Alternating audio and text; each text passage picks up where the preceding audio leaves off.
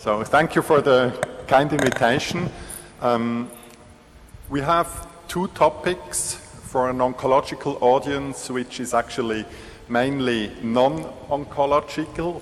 So I will present pathology part, and my colleague Chris Verslype, gastroenterology and oncology part. We will start with appendiceal neuroendocrine tumors, go through epidemiology, staging, treatment, and some no neuroendocrine tumors, which are named almost the same. In the second part, we do almost the same for rectal net. Appendiceal net is the most frequent neoplasm of the appendix, about 2 per million per year. The incidence is constant over the last decades. We see this tumor in 1 of 300 appendectomies, and more frequently in women. In the picture you see here, it's a type of a tubular carcinoid which makes these tubules. If they are crushed, they can be misinterpreted as adenocarcinomas. This is a small pitfall for pathologists. Important, appendiceal net is not the reason for appendicitis and for the appendectomy. It's the other way around. We think appendicitis is the reason for appendectomy, and on the way we detect the neuroendocrine tumor. The prognosis in local disease is 95 to 100% 5-year survival, regional disease 85 to 100% of 5-year survival, and in the rare cases of metastatic disease, then it's a disease that will kill the patient. This is some data on prognosis depending on size. Tumors that are smaller than 1 centimeter, which is the biggest part, always never metastasize. Tumors more than 2 centimeters have a relevant risk of metastasis, and the ones in between 1 and 2 centimeters, we do not know. The bigger the tumor is, the higher the risk is. There is studies showing no lymph node metastasis in 127 net smaller than 2 centimeters. On the other extreme, 2% of metastasis in lymph node, micrometastasis in primary tumors less than 1 centimeters. But here we have to add, we do not really know about the clinical significance of these micrometastases, as you will see when we hear about more clinical data. So, dear colleagues, it's always panic when a tumor is found in the appendix, and you may have these telephone calls from surgeons or even from the parents of a child where a neuroendocrine tumor was found.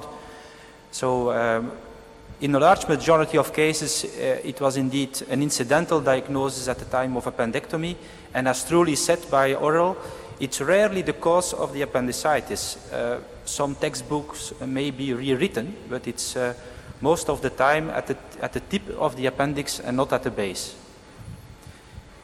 It may be symptomatic in case of extensive local disease, but this is very rare, and there is an extremely rare association with carcinoid syndrome, so it makes absolutely no sense of checking all kinds of hormones, especially in this time of budget control in Europe and beyond. And you are in front of the bike, so I push on the green. Okay. The ENETS consensus guidelines are in fact an essential document, essential manuscript. If you have oncological conferences in your hospital, I advise this website of ENETS, where you can find all the guidelines and also the recent ones. And we also use them, of course, in daily clinical practice. Makes no sense to learn them by heart because they may change regularly.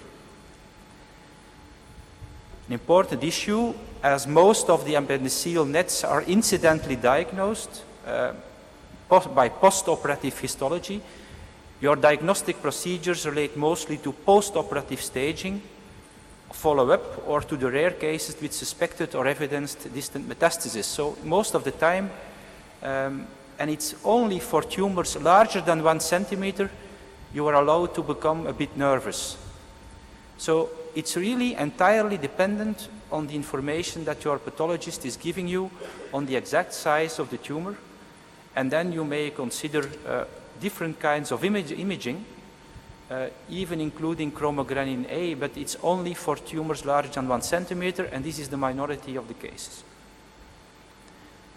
You have different kind of staging systems, the classical UICC and then ENETS, and for the majority of neuroendocrine tumors, the ENET system is a bit different than the UICC.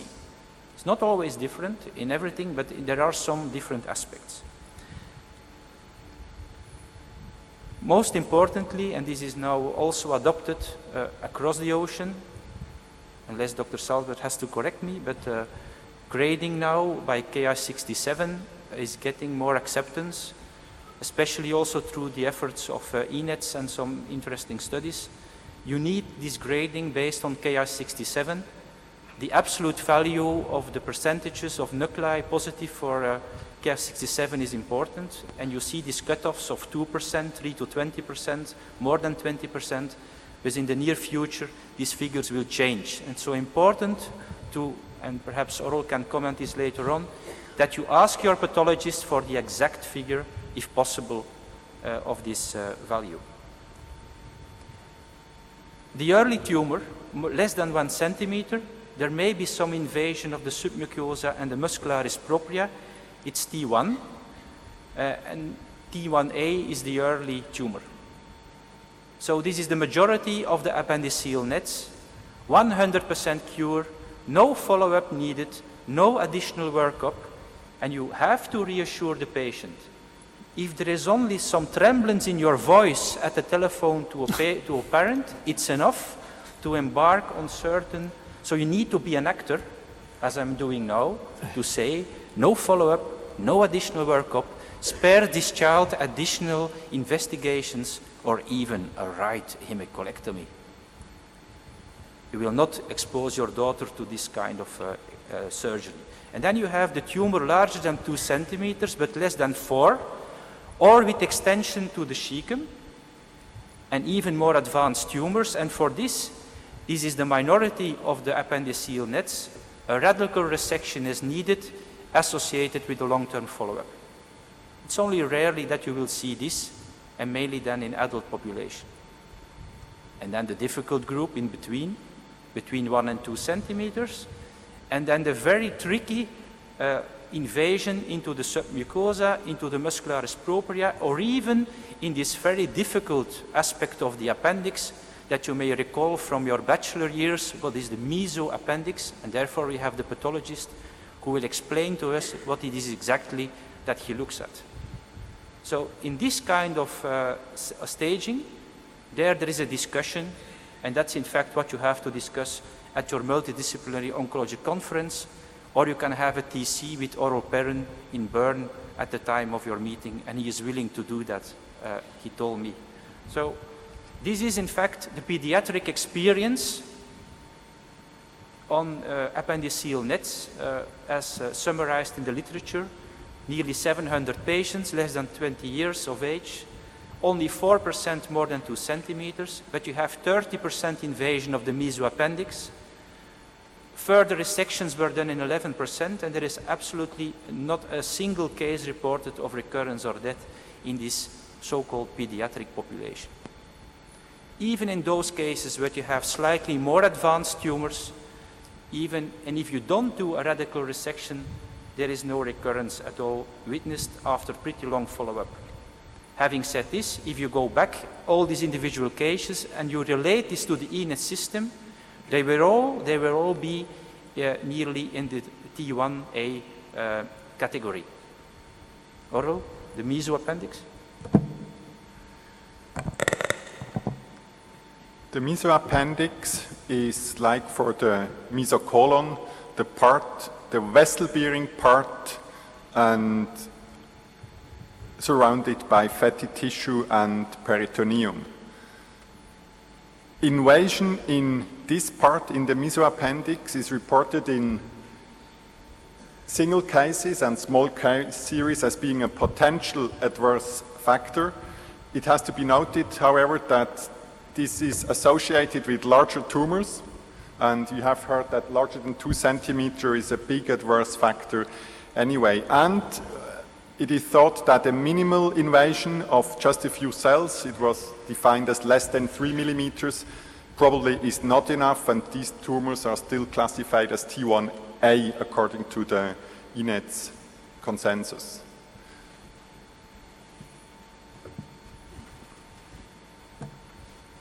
So just summarizing, according to the INETS guidelines, the treatment for the smaller lesion, it's mainly already treated by the appendectomy.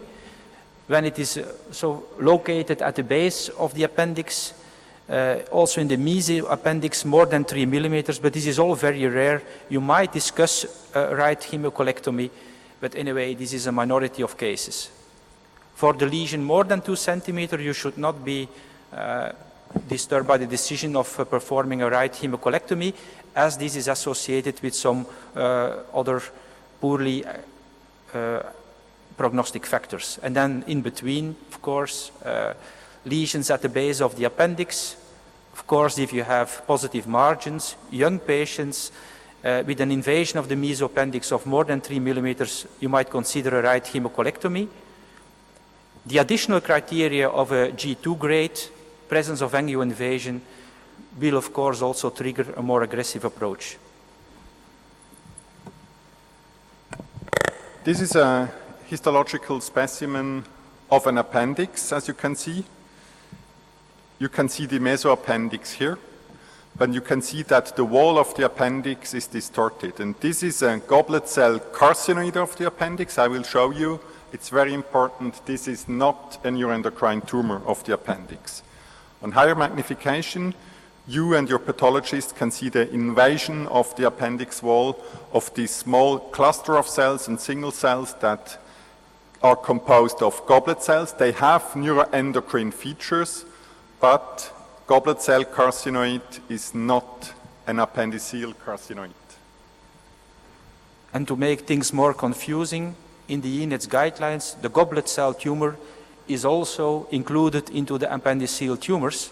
So, but it's not a neuroendocrine tumor. In fact, it's not something that INETS should deal with. But anyway, it's because of the confusion that's in the guidelines. It's a subset of these mixed adenocarcinoma neuroendocrine tumors. It's very rare. It has to do about eminence-based medicine, and it's considered as an adenocarcinoma. So the TNM staging is the same as for adenocarcinoma as the appendix. The treatment is the classical right hemicolectomy and should be performed less than 12 weeks following the diagnostic appendectomy. And also, as for advanced colorectal carcinoma, some adjuvant 5FU-based chemotherapy may be appropriate. The second part we dedicate to rectal neuroendocrine tumors, and here we start with data of the SEER registry. The green line is the increase in incidence in rectal neuroendocrine tumors, and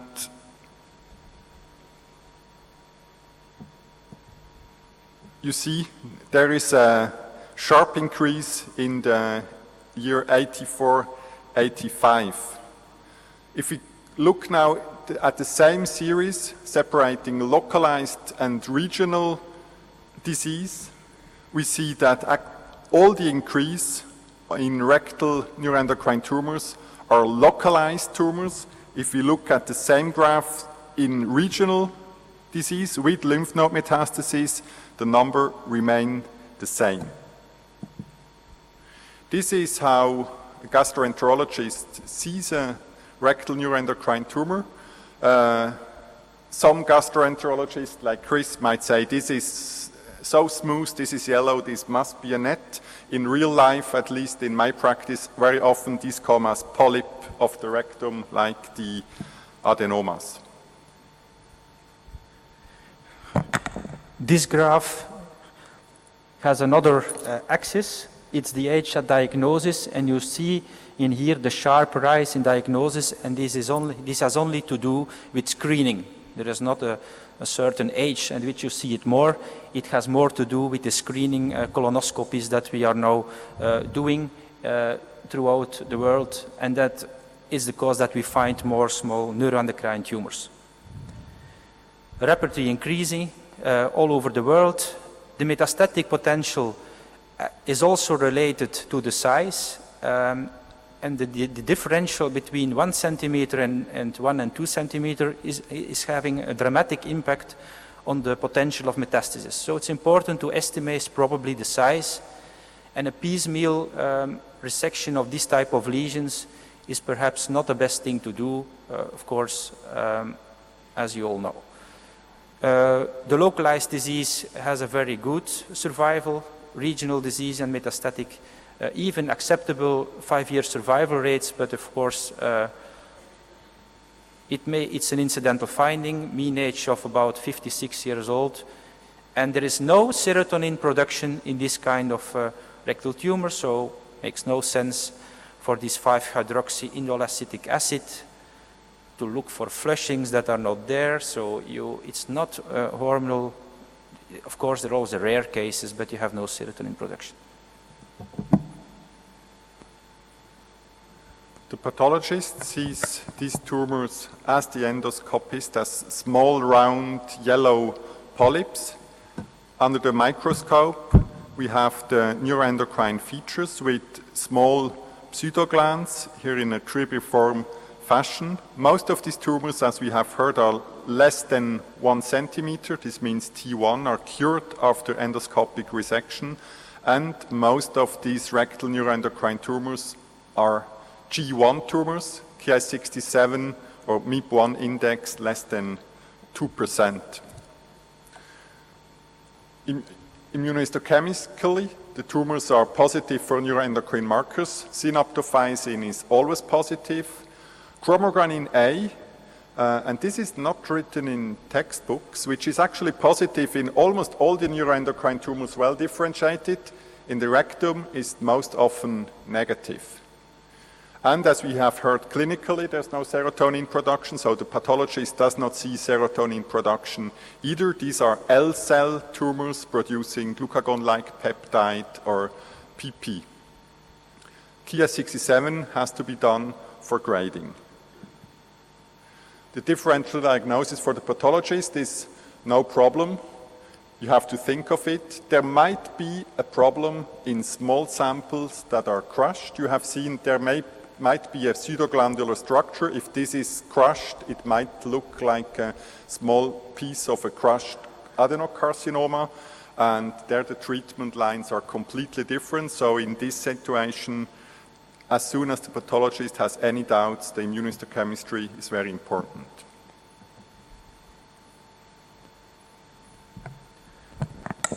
In lesions more than T1, MRI is advised, and an endoscopic ultrasound is, of course, very easy in this part of the large bowel. For the staging, the TNM is exactly the same as the ENET staging system, so exactly the same. There is no difference for the classical TNM staging, so it becomes a bit, you have to add, of course, the grading, grading, G1, G2, G3, and the size for T1 is also less than 1 centimeter T1A, between 1 and 2 centimeter T1B. This is interesting work. It's a retrospective analysis of a large series of patients with rectal net.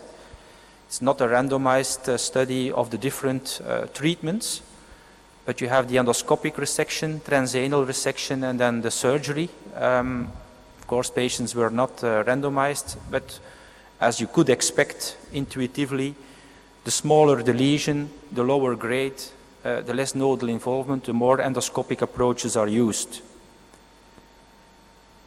This is a bit more interesting in the article, where you can really appreciate the very good overall survival in patients with rectal nets. But this is in fact, again, this cutoff of 1 centimeter determines, has a huge prognostic influence. And as expected, also the stage when you have metastasis or nodes that are positive, of course, prognosis of patient is worse, and you have also this differentiation according to grade. This is not differentiating very good, but this has to do with the very low numbers of patients in this high grade. So you have to do a Ki67 for prognostic reasons, but this is also mainly associated with the size of the lesion. And perhaps also the not exact classification of a neuroendocrine tumor with some collision of an adenocarcinoma that is present, but we can discuss this a bit later. So for the treatment, a small tumor, an endoscopic resection, EMR, ESD, this is really to be done by an experienced, as we all are, gastroenterologist. A T1A lesion and low grade, no invasion of the muscularis mucosa or lymphovascular invasion, then you don't have to do follow-up for this lesion. And also no additional exams, MRI or whatever. Between 1 and 2 centimeter, G2, lymphatic invasion, surgery is probably the best option. Either a transanal resection, full thickness and so on. In the case of T1B or no invasive aggressive features, an endoscopic resection may suffice, but I agree that in this field we need some additional studies. And then a tumor more than 2 centimeter, there is a treatment according to your guidelines, how difficult they even are as rectal adenocarcinoma. So in conclusion, these rectal polyps, there is an increasing incidence. The size, invasion, and grade are determinants of the prognosis, and lesions between 1 and 2 centimeter remain a challenge. And of course, you need this type of multidisciplinary discussions helped by existing guidelines. This is again an example of a tumor which is completely different, which can occur in the rectum. This is a resection specimen of a large exulcerated tumor. This is the synaptophysin staining, and you can see half of the tumor mass, here is the other half, is strongly positive for synaptophysin and chromogranin A. On high power, this is the part which is negative, adenocarcinoma part, and this is the part positive for neuroendocrine markers. The neuroendocrine carcinoma part, here the Ki67 of both parts. Both parts are proliferating highly. This is a 80-90% of proliferation index. So this is a mixed adenoneuroendocrine carcinoma of the colon. So again, these are different tumors, rare, highly malignant.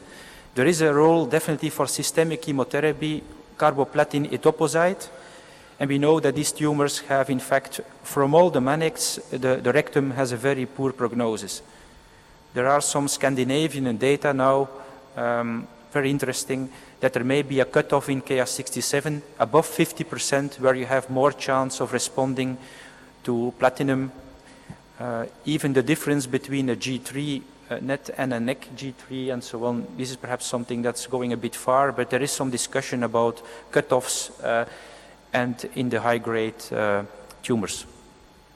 So finally, of course, we both want to thank INETS for the stimulating environment to help us with preparations of this kind of talks. Especially thank Ivan Borbat, who provided me some while ago with some slides that I used in this presentation. And Paul Kominotz for some of the histopathology slides, and we are open for questions.